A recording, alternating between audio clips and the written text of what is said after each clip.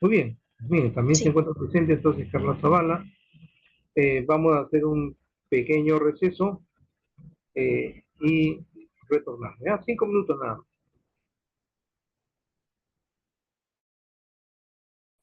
recording in progress. Entonces vamos a compartir.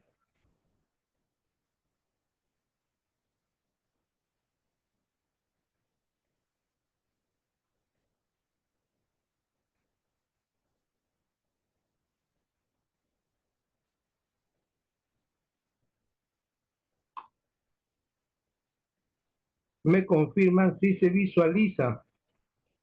Me confirman si se visualiza. Sí, doctor. Ok, gracias, Gerardo. Muy bien, entonces, ¿qué tenemos?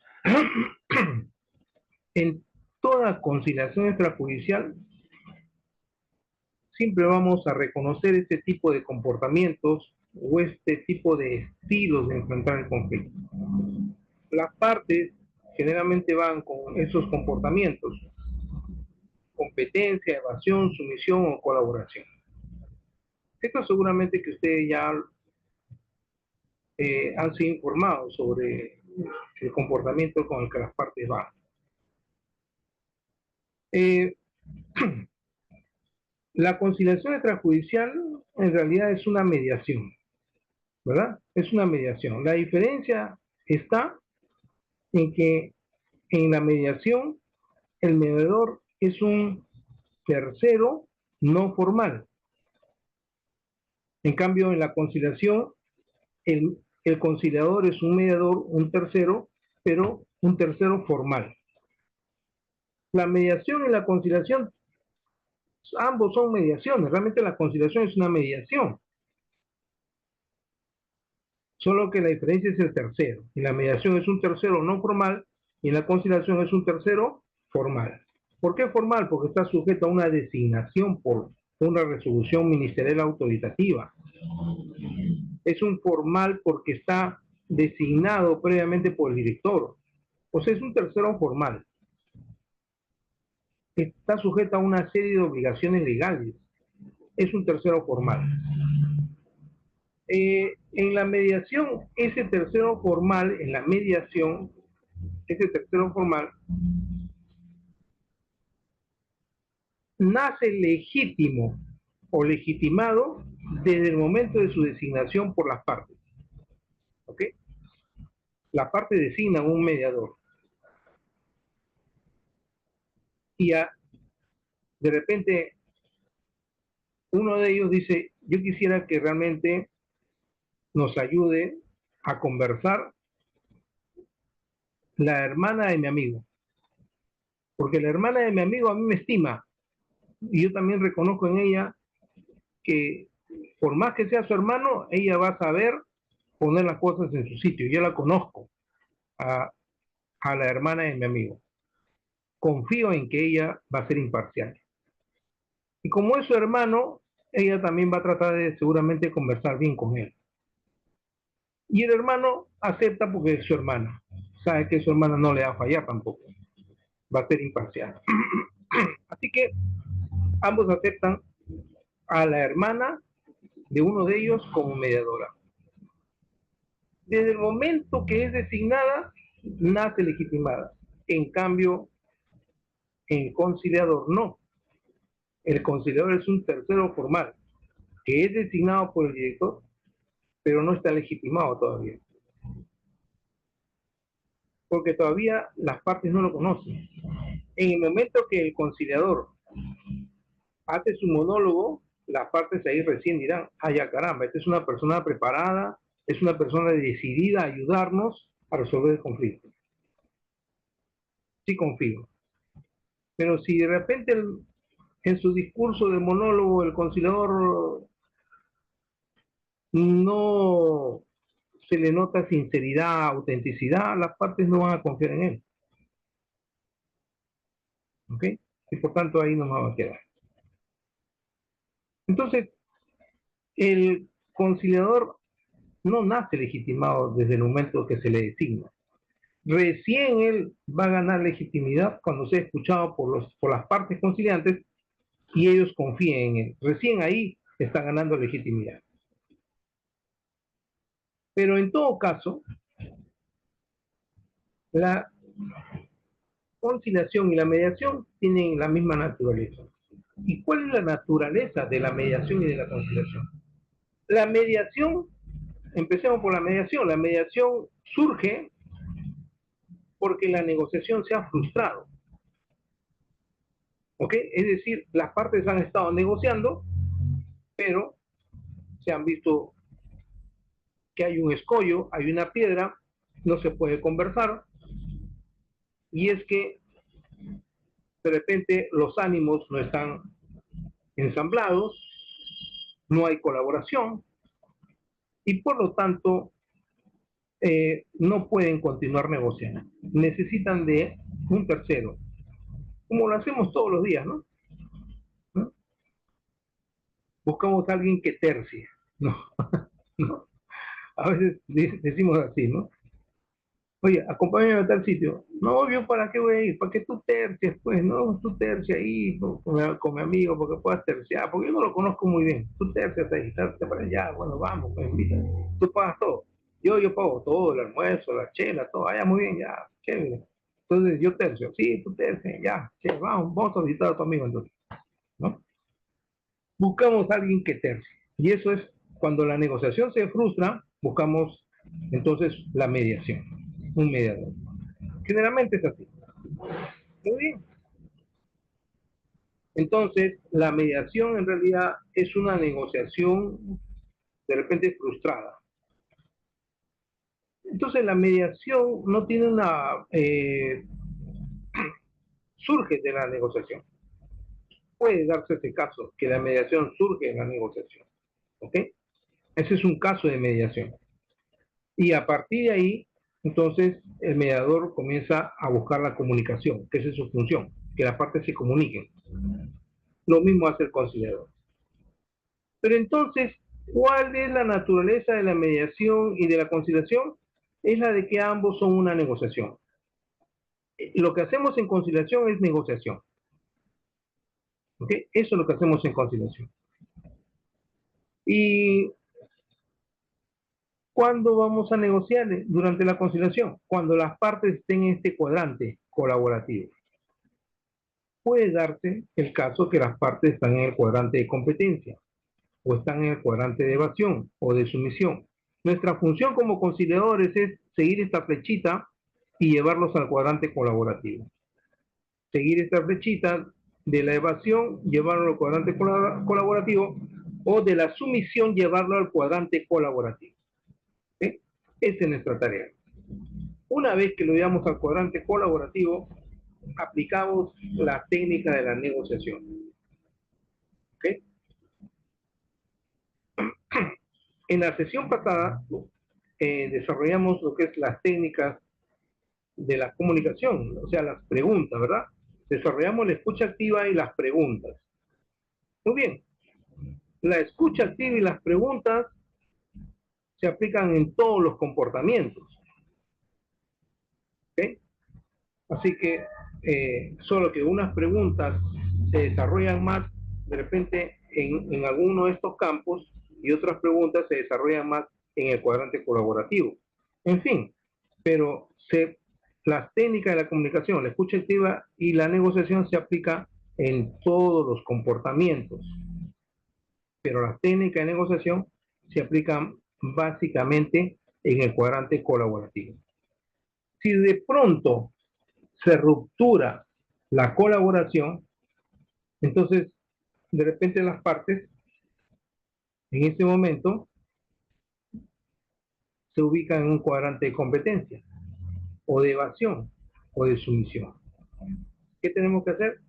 Utilizar la técnica de las preguntas, utilizar la escucha activa para con eso nuevamente retornar al cuadrante colaborativo. Durante la negociación en conciliación extrajudicial, como se origina por un conflicto, es probable que las partes estén en el cuadrante competencia, van luego al cuadrante colaboración, luego regresan a la evasión, otra vez a la colaboración, luego regresan a la sumisión y finalmente a la colaboración. Es decir, se movilizan desarrollando estos estilos de enfrentar el conflicto. ¿Ok? Cambian de estilos constantemente, cambian de comportamientos. ¿Ok? Como por ejemplo, el caso de la señora, de repente, el caso de la señora que fue a guardar su dinero al banco, tuvo un interés, ¿no? ¿Verdad? Y luego con la información cambió su comportamiento y cambió su interés, ¿verdad? En el otro caso del taxista, cambió su comportamiento. Miren que él quería irse en auto, pero al final se fue en moto. No cambió su interés, pero cambió su comportamiento. ¿Ok? Entonces, ahí viene el tema de los estilos de enfrentar el conflicto. Vamos a explicar este cuadrante para entenderlo mejor. La flechita horizontal representa la relación y la flechita vertical representa el objeto. Partimos del siguiente concepto. Todas las personas nos relacionamos porque hay un motivo para relacionarnos. Yo les pregunto a ustedes, ¿cuál es el motivo que nos une en este momento? ¿Por qué motivo estamos reunidos? A ver, ¿quién nos dice aquí en la clase? A ver, en la sesión, ¿por qué motivo estamos reunidos? Doctor, creo que, bueno, personal y también creo compartiendo con los colegas es conocer y tener en cuenta cómo se lleva el proceso de conciliación. Muy bien, entonces por conocer un poco más sobre la conciliación, por eso estamos reunidos, ¿verdad? Y eso quiere decir que acá hay dos partes. Ustedes que están escuchando y van a hacer todas las preguntas que necesiten hacer, y yo que acá estoy impartiendo la información y que tengo que responder todas las preguntas que ustedes me hagan. Es decir, se establece primero un motivo y ese motivo va a definir la relación entre nosotros, ¿verdad? Va a definir la relación, va a definir la naturaleza y contenido de la relación, porque el motivo es académico, ¿verdad? Es sobre conciliación.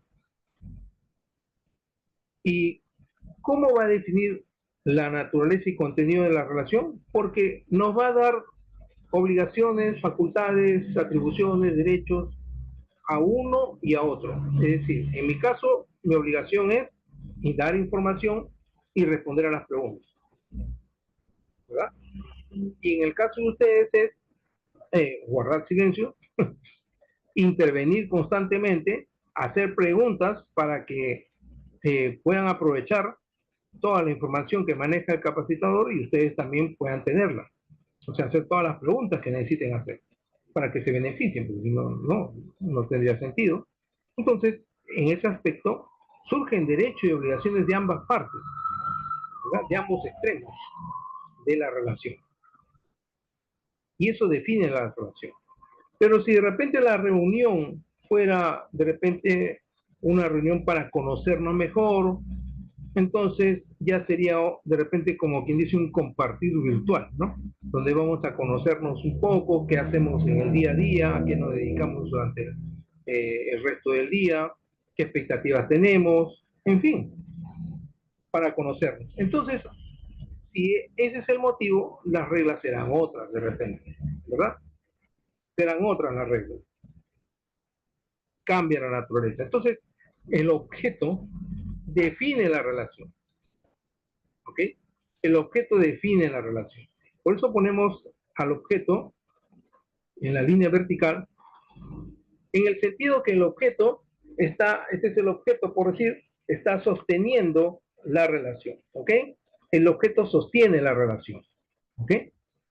Entonces, el objeto va a definir la relación. Por eso hacemos esta cruz, objeto y relación, porque la relación, el objeto está sosteniendo la relación. Hemos puesto signos negativos y signos positivos a ambas flechitas para significar los cuadrantes. Por ejemplo, el cuadrante de evasión. ¿Qué significa evasión? significa que la persona está evadiendo, que no tiene interés. Es decir, no tiene interés en realizar su interés sobre el objeto. Por eso ponemos negativo para el objeto. Y como no tiene interés sobre el objeto de la relación, tampoco tiene interés en la misma relación. No le interesa la relación con el otro. Por eso ponemos negativo para la relación. En el cuadrante de competencia, lo definimos porque es el cuadrante donde las partes tienen su interés sobre el objeto. Ambas partes quieren hacer su interés sobre el objeto sin importar la relación o lo que le pase en la relación.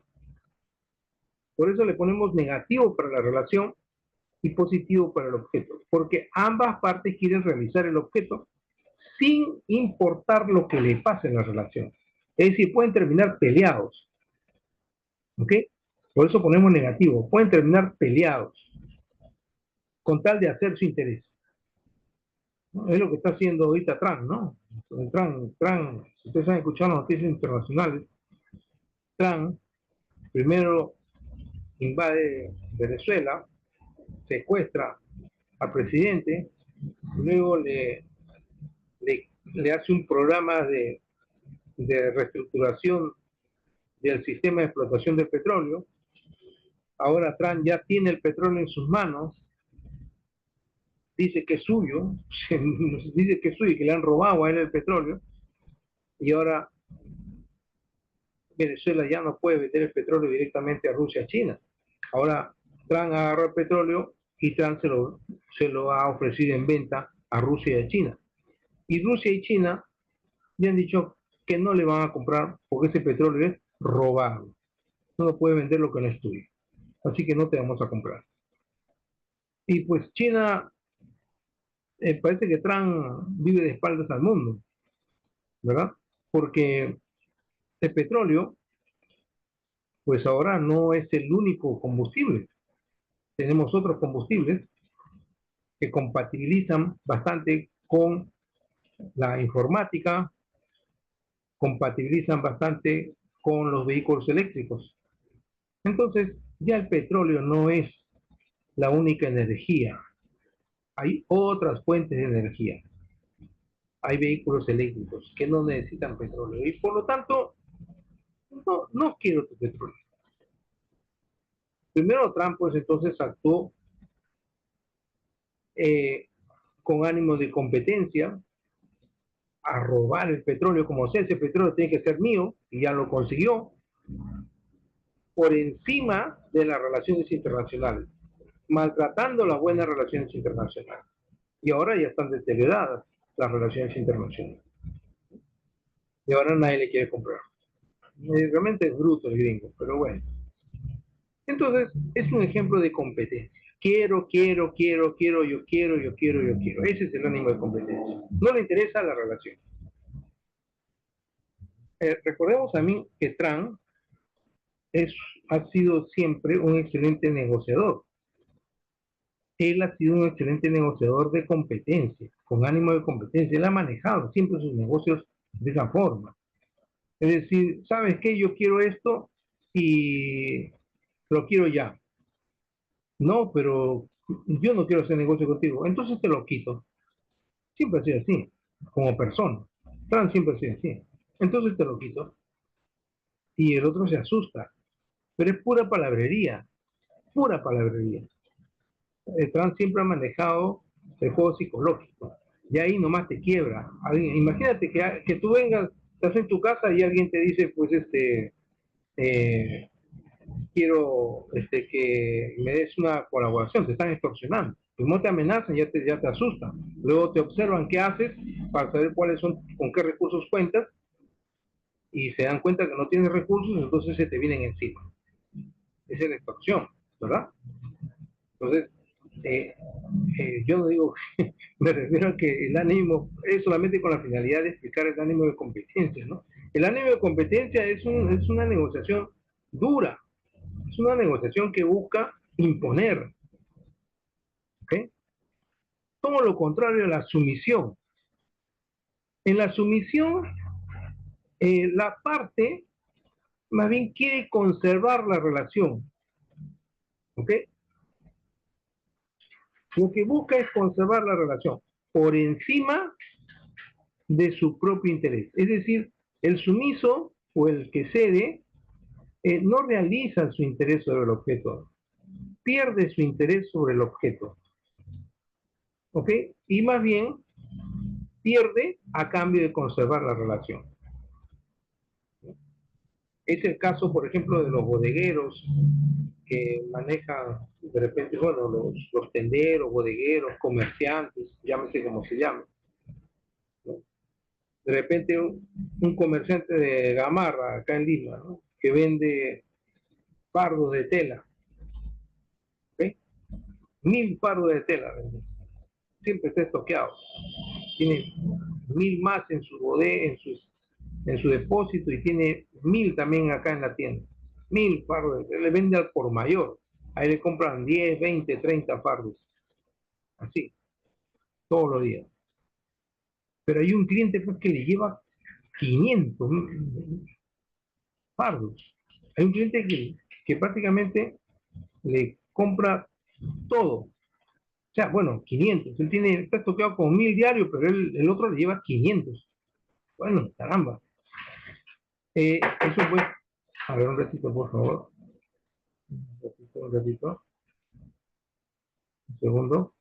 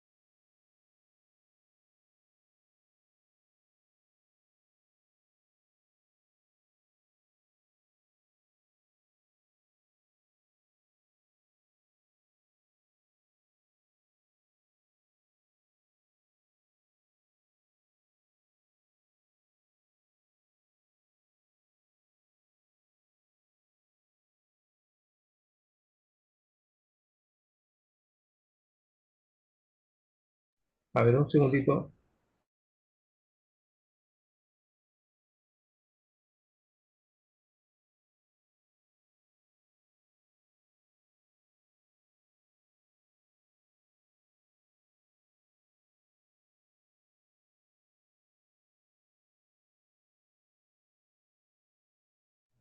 Bien, entonces, como estábamos explicando, este caso, ¿no? Un caso de sumisión, donde el vendedor de fardos de tela, por ejemplo, él ve pues que tiene un cliente que le lleva pues sus 500 fardos, mientras otros le llevan 30, 40, 100, ¿no? Viene el gran comprador, el señor Juan, y le dice, oye, ¿sabes qué? Yo no puedo esta vez pagarte, pero si tú de repente me fías 400 fardos, me das a consignación, yo te voy a dar un puntito más, ¿ok? Un puntito más con la finalidad de que tú también te ganes algo por este tiempo de espera, ¿ok? Y por supuesto, me tienes que fiar 400 fardos. No te voy a poder pagar hoy día la deuda del mes anterior, tampoco te voy a poder pagar dentro de un mes, te voy a pagar realmente al subsiguiente mes. Estamos hablando de abril. Fin de abril te estoy pagando todo. ¿Qué te parece? Y bueno, ¿qué va a hacer el tendero, el vendedor de los fardos, el comerciante, el mayorista? Seguramente le va a decir, bueno, está bien, total, este cliente, él prácticamente es el que me da de comer, él me mantiene, él me lleva la mitad de mi negocio. Prácticamente él me sostiene. Él sostiene mi negocio. Así que, caballero, le voy a fiar. Vamos a hacer un contrato escrito, todas las seguridades documentales, le voy a fiar. Porque voy a ganar bien. ¿Ok? Pero viene un cliente chiquito, ¿verdad? Que le lleva 30 fardos y le dice, fíame 30 fardos. Ah, yo que te voy a fiar 30 fardos aquí, qué cosa. ¿Sabes qué? No te vendo nada, ¿no? Anda, pide 30 fardos a otro. A mí 30 fardos no me hace cosquilla en mis finanzas. Así que, no fío. Y eso hace veces la SUNAT, ¿verdad? La SUNAT hace eso, ¿verdad? A las grandes empresas, la SUNAT les exonera, no les exonera, les perdona la fecha de pago para que paguen acumulativamente, porque las grandes empresas lo que hacen es pagan el acumulado una gran cantidad de dinero. ¿Okay? Se le acumula y lo pagan después. La SUNAT dice, está bien ya, ¿por qué? Porque son clientes fuertes, son contribuyentes fuertes, que cuando pagan, oxigenan el presupuesto, ¿verdad? En cambio, tú tienes una tiendita, ¿no? Debes 4.000 soles en multa, no, así sí te cierran el local, porque eres un cliente chiquitito, ¿no? Eres una arenita en toda la playa. Así que te cierran el local, te ponen multa, te hacen proceso, te buscan meterte a la cárcel por elusión tributaria, pero a un cliente grande no, porque a ese es el que nos da de comer, ¿verdad? Eso hacen los comerciantes. Entonces, pierde su expectativa de cobrar este mes, pierde su expectativa de cobrar el mes siguiente con tal de mantener la relación. Es un negociador sumiso, es un negociador que está cediendo su expectativa, su interés, con tal de conservar la relación comercial. Muy opuesto a lo que es la competencia. La competencia dice, yo voy a lograr mi interés sobre el objeto, aunque la relación se deteriore entre nosotros. No me interesa. ¿Se dan cuenta? Son dos posturas contrarias. En cambio, el cuadrante colaborativo no. El cuadrante colaborativo es un cuadrante en el que ambas partes buscan lograr su interés. Y al lograr cada uno su interés, cada uno, indudablemente que la relación va a ser mucho mejor que lo que era antes. Se va a positivizar la relación. Por eso es que lo representamos como positivo para el objeto y positivo para la relación. El caso, pues, de la señora con el agente bancario, indudablemente que hubo una conducta colaborativa, un comportamiento colaborativo y ambos ganaron. Ganó el banco, ganó ella, ¿verdad? Ambos ganaron.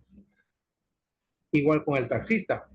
Se pusieron de acuerdo y ambos se dirigen a una... Un segundito, por favor. Disculpen un segundito nada más. Disculpen las interrupciones. Un segundito. Vamos a...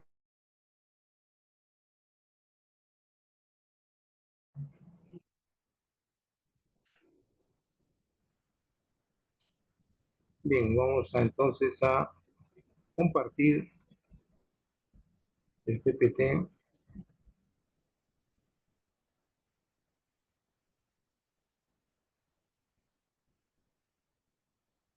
Bien, como estábamos explicando, los comportamientos pueden ser de competencia, de evasión, de sumisión. Ustedes ven más o menos que el de competencia es un comportamiento bastante extremista y el de sumisión también, pero en sentido contrario. En cambio, el colaborativo busca que ambos ganen, porque en el de competencia gana el que tiene mayor fuerza, el que tiene mayor poder. En el de sumisión, uno es el que, una de las partes desiste no hacer su expectativa en ese momento y postergarla para más adelante. Muchas veces, entonces, podemos decir que este comportamiento de sumisión nos puede llevar a riesgos muy altos, ¿no? Y viendo este tipo de forma de negociar, una negociación de competencia o negociación dura, una negociación blanda como es la sumisión, surge una tercera postura en base a los hechos, en base a que las personas muchas veces toman la actitud de colaborar para negociar, colaboran para ambos ganar. Y partiendo de ahí es que se construye el modelo Harvard. El modelo Harvard es un modelo basado en la colaboración. La colaboración es una condición connatural, consustancial, es humana, es esencial a la humanidad. Si nosotros reconocemos que somos seres débiles, ustedes podrán reconocer que somos seres débiles, no tenemos mucho pelo, no tenemos, somos seres débiles. No es como otros seres, como otros animales, que apenas nacen y están caminando, como los polluelos, nacen y ya están caminando. En nuestro caso no, en nuestro caso necesitamos 9 meses, más, un año necesitamos para caminar. Es más, algunos necesitan hasta más todavía para poder caminar, ¿no? Algunos bebés necesitan más tiempo todavía, ¿no? ¿Por qué? Porque somos seres realmente débiles. Esa biología nos ha llevado a desarrollar un instinto que es la colaboración. Somos seres altamente colaborativos, en esencia. ¿Okay? Y sobre esa base, siempre hemos resuelto los problemas juntos, no solos. Es por eso que somos seres gregarios, seres que no vivimos solos. Siempre vivimos organizados y la primera forma de organización es la familia, ¿verdad? Entonces, la colaboración es esencial al ser humano. Basado en esta condición humana natural que es la colaboración, es que realmente surge este modelo Harvard. Este modelo Harvard es el modelo de negociación que reconoce precisamente esta condición humana. Y si reconoce también de que las negociaciones que tienen buenos resultados, como son las empresariales, ¿verdad? Surgen precisamente de la colaboración de muchos, porque todos están orientados a una misma finalidad, a un mismo interés. ¿Okay? Entonces, este modelo Harvard precisamente reconoce que la forma de negociar ha sido una negociación dura, que es la competencia, y una negociación blanda, que es la sumisión. Pero ambas son negociaciones donde no ganan los dos, solamente se beneficia uno, mientras que en la colaboración siempre ganan los dos. Es la mejor forma de negociar, donde ambas partes ganan. Esta forma de negociar basada en la colaboración es lo que William Ury, que es un antropólogo norteamericano, basado en estos estudios humanos, es que construye junto a Fisher precisamente este modelo en la Universidad de Harvard, respondiendo a la pregunta, ¿cómo podemos nosotros resolver los conflictos que surgen en la sociedad? Bien, se basó en la colaboración. ¿Okay? Hoy en día, el modelo Harvard se crea alrededor de 1960, o sea, hace ya buena cantidad de años, pero hoy en día, los pueblos siempre están reclamando la colaboración. La colaboración es importante. Todos reclaman la colaboración. Una colaboración equitativa, una colaboración justa para ambas partes. una colaboración con equidad. Eso es lo que se busca. Ustedes lo han escuchado sin, sin, sin perjuicio de repente de algunas opciones políticas, pero muchos de nuestros políticos peruanos, ¿no? Han salido en algún momento a invocar colaboración. Colaboración para que todos pongamos el hombro. ¿Okay? Muchas veces también han salido invocando escucharnos para poder colaborar, ¿no? Entonces, en ese sentido, eh, este modelo Harvard no se construye porque se le ocurre en la cabeza, sino que tiene una construcción eh, basada en estudios antropológicos. Esa es la situación. Vamos entonces a desarrollar este modelo Harvard. Vamos a conocer un poco de este modelo.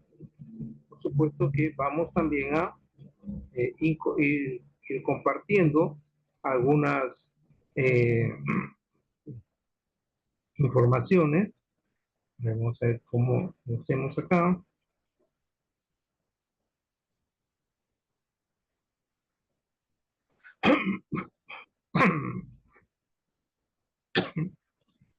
¿Sí?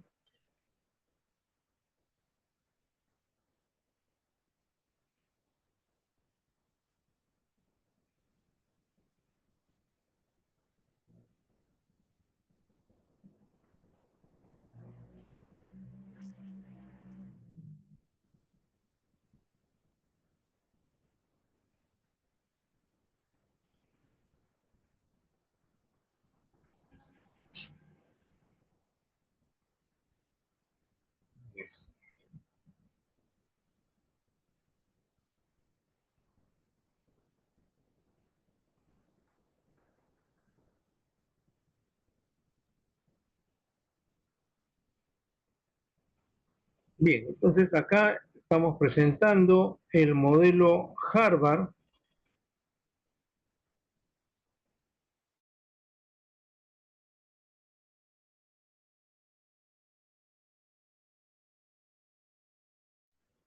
Es una forma esquemática de presentarlo. El modelo de Harvard o Harvard tiene dos representantes importantísimos porque ellos crean este modelo de negociación. Robert Fisher y William Ury, a finales de los años 70, crean este proyecto Harvard de negociación porque ellos eran maestros en la Universidad de Harvard y reconocen la existencia de una negociación blanda y una negociación dura. La negociación dura, como ya lo hemos explicado, donde se busca hacer su interés sobre el objeto sin importarle que la relación se deteriore.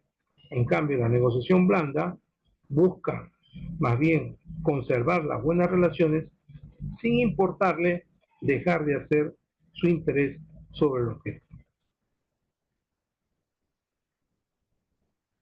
Acá estamos explicando, el negociador hace concesiones para lograr un acuerdo evitando dañar la relación y como ya lo hemos explicado, en la negociación dura, el negociador parte del criterio que el conflicto se origina por una lucha de voluntades, por ello adopta una posición extrema para ganar sin importarle el deterioro de la relación.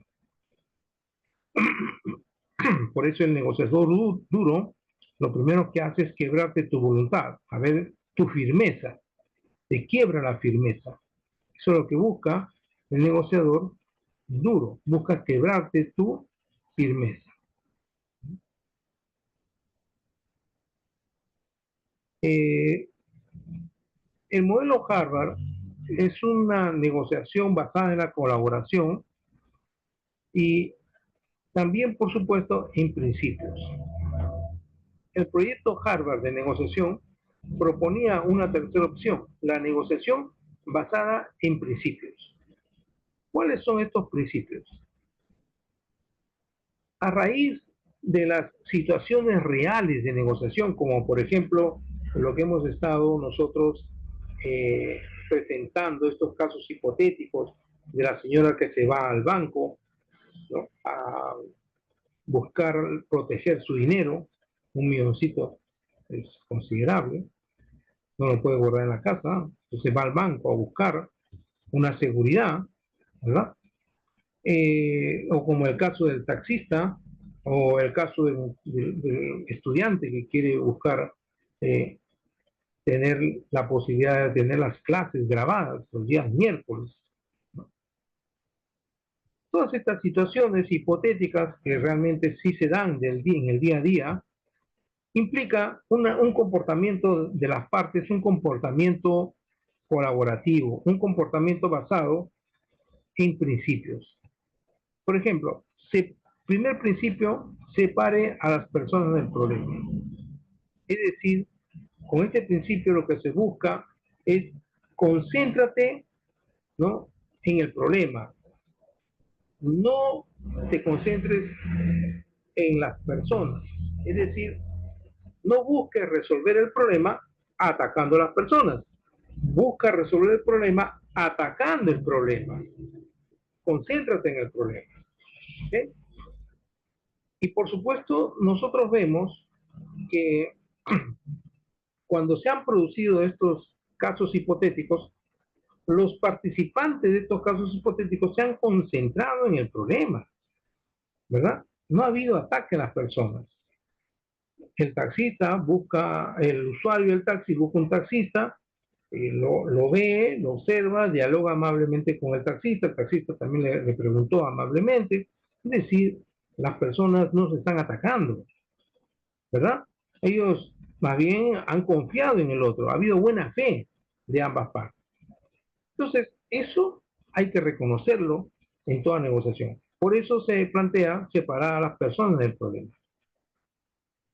El otro criterio es céntrese en los intereses, no en las posiciones. Es decir, hay que concentrarnos en lo que realmente queremos para nosotros, no en las posiciones, no en los instrumentos que son necesarios para poder hacer mi interés, ¿verdad? Por ejemplo, el usuario del taxi que se quedó en la calle botado porque el taxista se le acabó el gas, ¿verdad? Entonces, ¿qué hace el usuario? Le dice al taxista, ¿sabe qué? Usted no se va a preocupar de buscarme un taxi a mí, ¿verdad? Usted está preocupado por su vehículo, entonces yo mismo tendré que buscar mi taxi. Entonces ya no le debo nada. Sí, señor, está bien, muy bien. Entonces, no le debo nada porque realmente no logró el objetivo. No logró llevarme al lugar, que eso era lo que a mí me interesa. Ambas partes se centraron en el interés, no en las posiciones. Al centrarse en los intereses, entonces ya no hay ataques y, por supuesto, hay buena fe y se conducen nuevamente a hacer su interés. Indudablemente el usuario no encontraba taxi, encontró una moto y de repente cambió de posición. Ya no voy a ir en auto, ahora voy a ir en moto. Pero su interés no ha cambiado, su interés es el mismo, ¿verdad? Porque sí él concentrado en los intereses. Entonces, para resolver situaciones hay que centrarse en los intereses. Las posiciones pueden cambiar, ¿sí? Las posiciones son las herramientas, los instrumentos, los argumentos que creemos con los cuales vamos a realizar nuestro interés. Invente opciones en beneficio mutuo, ¿sí? Claro, hay situaciones en las que se pueden crear y se deben crear opciones para poder cumplir nuestro interés. ¿Por qué? Porque cuando yo entro a negociar algo, parte de aquello que a mí me interesa, la cosa o aquello, que puede ser un objeto material o inmaterial, se encuentra en parte bajo la voluntad del otro. Por eso negocio. ¿Okay? Necesito mover la voluntad del otro, porque parte de lo que a mí me interesa se encuentra bajo el dominio de la voluntad del otro. Si no fuera así, si la totalidad del objeto que a mí me interesa se encontrara bajo el dominio de mi voluntad, entonces yo mismo soy. No necesito de nadie, ¿verdad? Yo mismo soy, yo mismo hago mi interés. ¿Para qué voy a negociar con otro? ¿Verdad? Pero tengo que negociar con el otro porque parte de lo que a mí me interesa, parte del objeto que a mí me interesa, se encuentra bajo el dominio de la voluntad del otro. Como por ejemplo, yo quiero aprender, quiero profesionalizarme, pero lamentablemente los miércoles tengo que trabajar horas extras y no voy a poder escuchar la clase. Entonces, ¿cómo consigo la clase? Parte de lo que yo necesito se encuentra bajo el dominio de la voluntad de otro. ¿Quién será el otro? Voy a buscarlo, ¿no? Y encuentro ahí la solución. Entonces, estoy, ¿no? En ese momento, estoy en la posibilidad de crear opciones de mutuo beneficio para ambos, para que el otro pueda mover su voluntad hacia mi interés. Pero para que mueva su voluntad hacia mi interés, por supuesto, el otro también tiene que ganar, ¿ok? Tiene que ganar. Si no, ¿a cambio de qué va a mover su voluntad? Ganar reconocimiento, ganar prestigio, ganar amigos, ampliar su espectro de expectativas, porque un amigo me amplía mis expectativas, ¿verdad? Tengo un amigo que de repente es el fiscal de la nación, amplía mis expectativas. Caramba, tengo un amigo que es fiscal de la nación. Mi amigo ha sido fiscal de la nación. Estoy seguro que si yo de repente acudo a él a que me recomiende para un trabajo, de repente me puede recomendar. Él me conoce. Es una recomendación de que conoce mi trabajo. Y por lo tanto, caramba, entonces tengo una expectativa ahí. ¿Okay? Una buena expectativa. Entonces, indudablemente que cuando nosotros tenemos un objeto que se encuentra bajo el dominio de la voluntad del otro y logramos mover la voluntad, nuestras expectativas se amplían. Entonces, las opciones tienen que ser en beneficio mutuo para ampliar nuestras expectativas, nuestro espectro. ¿Okay?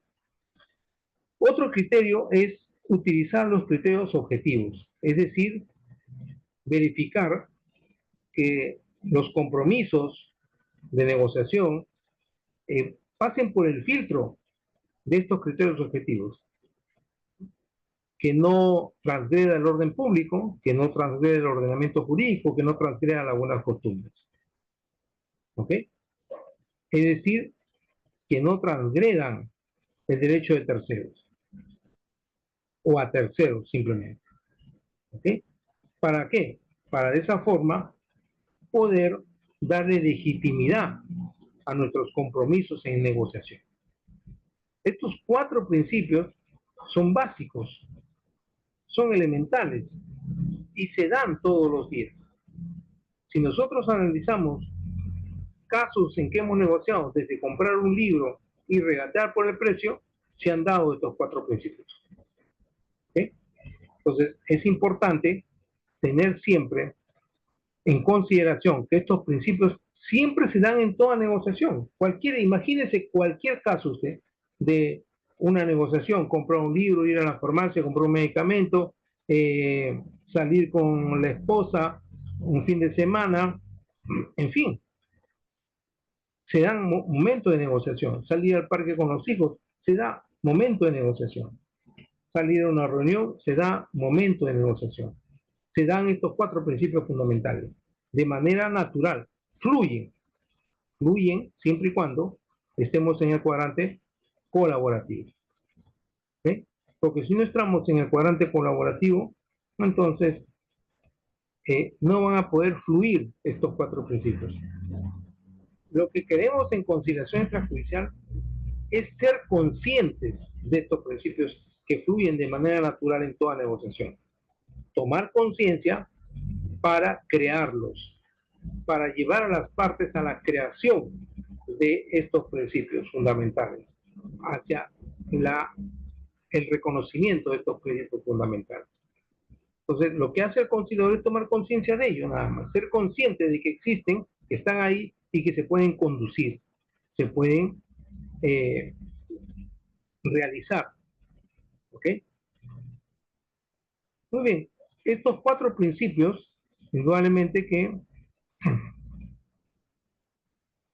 se van a aplicar a estos otros elementos. Una cosa son los principios y otros son los elementos. Los elementos de toda negociación.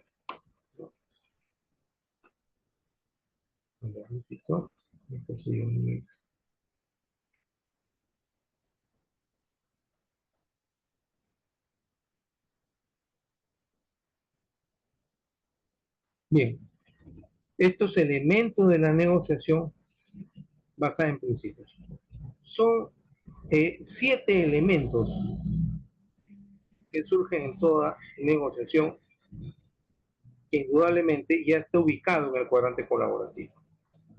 ¿Cuáles son estos elementos? Son las propuestas, circunstancias, actuaciones que cualquiera de los negociadores puede realizar sin necesidad de que la otra parte esté de acuerdo o no esté de acuerdo. Estas propuestas se conocen como alternativas. Es decir, si de repente yo quiero negociar con el propietario el alquiler que le estoy adeudando, pero lamentablemente el propietario no tiene una conducta muy colaborativa que digamos, entonces yo voy a crear alternativas, ¿verdad? Ya que tengo un problema, debo los arriendos, voy a crear alternativas para poder salvar esta situación de conflicto. Son propuestas que no necesito de la concurrencia, de la voluntad del otro para poder concretar estas propuestas. Basta con mi voluntad. Esas son las alternativas. Las propuestas que se pueden concretar con mi sola voluntad. En cambio, las opciones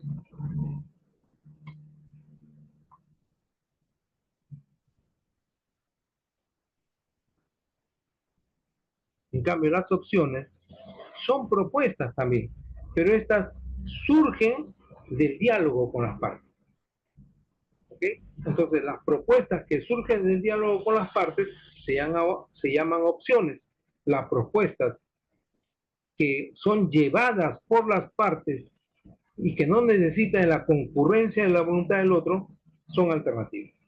¿Okay?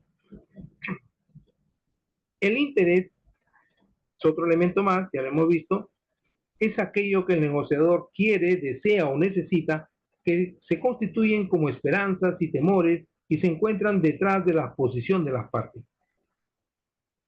Sí, se encuentran detrás de la posición de las partes. Las posiciones de las partes son exteriorizaciones, ¿verdad? Son exteriorizaciones del interés. Esas son las posiciones. La posición es externa, se puede ver, palpar. El interés está acá adentro, ¿ok? Es el mensaje que está detrás de las palabras. ¿Okay? Ahora, ya hemos visto lo que son las posiciones. Veamos el otro elemento que es la legitimidad. La legitimidad se denomina así este elemento a los criterios externos que permiten darle legitimidad al acuerdo, a darle conformidad a la voluntad de los negociadores.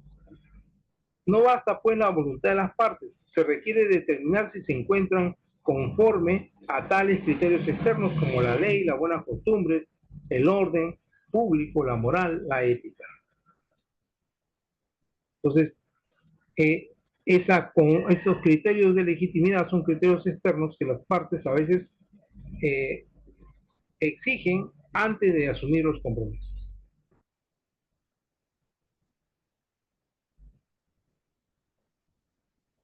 Bien, a ver, un segundo, por favor. Un segundito.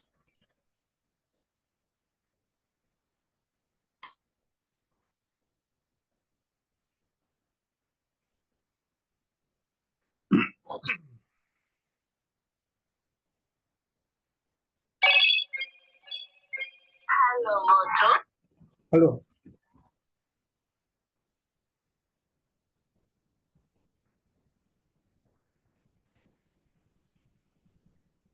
Ya, ya, ahorita.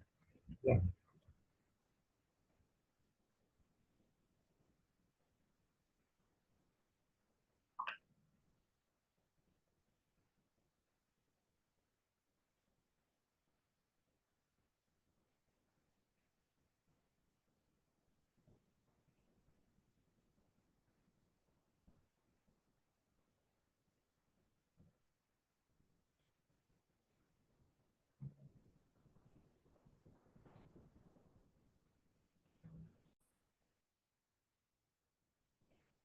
Bien.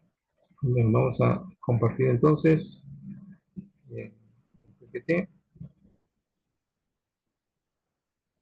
Bien, cuando hablamos del quinto elemento, que son los compromisos, nos estamos refiriendo a los planteamientos, obligaciones, deberes, cargas que se sujetan los negociadores y que en conjunto forman parte del acuerdo. Es decir, por ejemplo, me comprometo a desocupar el día 30 de marzo, me comprometo a pagar el arrendamiento adeudado el día 20 de marzo, el, de repente el propietario también asume un compromiso. Me comprometo a que exonerarle del pago de la luz y del agua del mes de marzo, por decirlo, ¿no? Entonces, esos compromisos son los acuerdos de ambas partes, pero que en conjunto van a formar el acuerdo en su totalidad que va a ir en el acta, ¿no? Y, por supuesto, tenemos ahora la comunicación. Esta comunicación tiene que ser bilateral, tiene que ser eficiente. Precisamente, cuando hablamos de comunicación bilateral, es que ambas partes tienen que estar presentes en cuerpo y alma. Es decir, tienen que demostrar su ánimo de colaborativo manifestado en que al momento de comunicarse van a hacer una escucha activa, de buena fe, van a escuchar al otro, ¿ok? Va a haber buena fe de querer escuchar al otro. No se trata de ir y sentarse, se trata de manifestarse mediante un comportamiento de escucha activa, mediante un comportamiento del feedback, es decir, de estar conformes con lo que dicen y están conformes con lo que escuchan. Tienen que hacer feedback para que la comunicación de esa forma sea bilateral. Solo a partir de ahí podemos hablar de comunicación bilateral. No de aquel que va, se sienta y simplemente no le importa nada. Eso no es una comunicación bilateral. Tiene que estar presente de cuerpo y alma, no solo de cuerpo. ¿Okay? Y por supuesto, si es así, esa comunicación va a ser eficiente, va a tener resultados. ¿Okay? El otro elemento es el elemento de la relación. Es un elemento importante y debe ser de naturaleza colaborativa. Ya hemos examinado qué significa una relación colaborativa. Muy bien, estos son los 7 elementos, ¿no? Los 7 elementos que se van a presentar